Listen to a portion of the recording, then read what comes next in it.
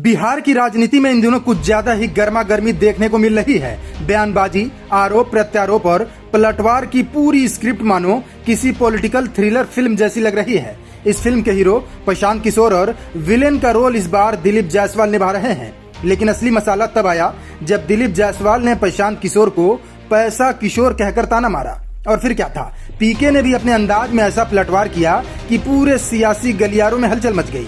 प्रशांत किशोर यानी पीके, जिन्हें चुनावी रणनीति का चाणक्य कहा जाता है, अब खुद मैदान में उतर चुके हैं। बिहार के जन जन तक पहुंचने वाले पीके अब सिर्फ रणनीति नहीं बना रहे हैं, बल्कि खुद राजनीति की रेस में दौड़ रहे हैं। दिलीप जायसवाल का बयान उन्हें बुरा तो लगा, पर पीके ने भी जवाब ऐसा दिया कि बात सिर्फ बयान तक नहीं रही, अब मामला कच्चा चिट्ठा खोलने तक पहुंच चुका है।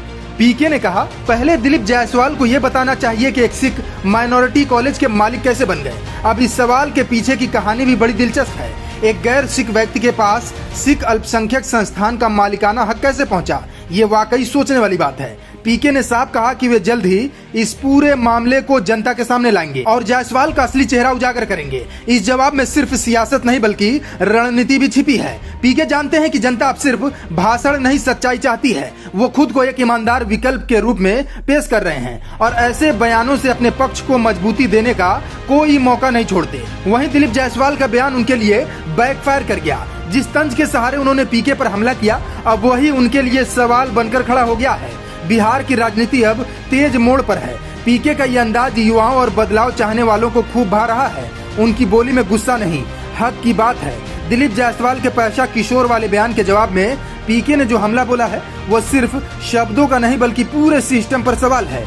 अब सबकी निगाहें इस बात पर टिकी हैं कि पीके कब और कैसे जायसवाल का पूरा कच्चा चिट्ठा खोलते हैं। क्या वो सच में कोई बड़े खुलासे करेंगे? क्या बिहार की राजनीति में एक नया तूफान आने वाला है? ये तो आने वाले दिनों में पता चलेगा, लेकिन इतना तय है, पीके अब चुप बैठने वाले नहीं हैं। ये लड़ाई अब विचारधारा और सच्चाई की बन चुकी है और पीके इसमें अपना हर दांव खेलने को तैयार है। बिहार की राजनीति में पीके का ये तेवर नई हवा का संकेत है। अब चलिए दिलीप जायसवाल को लेकर प्रशांत किशोर ने क्या कुछ कहा, वो सुनिए। दिलीप जायसवाल को अभी 5-10 दिन पहले जवाब दिए थे तो डर के मारे चुप्पी लगा के बैठा था। ये आदमी सिखों के माइनॉरिटी के कॉलेज को अवैध तरीके से कब्जा किया हुआ है और 6 तारीख को, सुन लीजिए सब लोग, 6 तारीख को प्रेस कॉन्फ्रेंस करके इनका सारा कच्चा चिट्ठा खोलेंगे। ये भाजपा का अध्यक्ष है, ये आदमी प्रधान करने वाले नहीं है। इन्होंने कैसे मेडिकल पिछले 25 साल में बिहार के 50 से ज्यादा पॉलिटिकल लीडर्स के परिवार वालों को गलत तरीके से मैनेजमेंट कोटा से मेडिकल में एडमिशन देकर डॉक्टरी की डिग्री, मेडिकल का डिग्री दिया है। और इस आदमी को राबड़ी देवी ने विधानसभा के पटल पर कहा कि मेरा मुंहबोला भाई है। ये भाजपा के अध्यक्ष हैं। इनको सुनिए, 6 तारीख को अभी प्रेस कॉन्फ्रेंस होगा तो आप सुनिएगा कि इनका सारा कच्चा चिट्ठा। Bureau report, news for nation.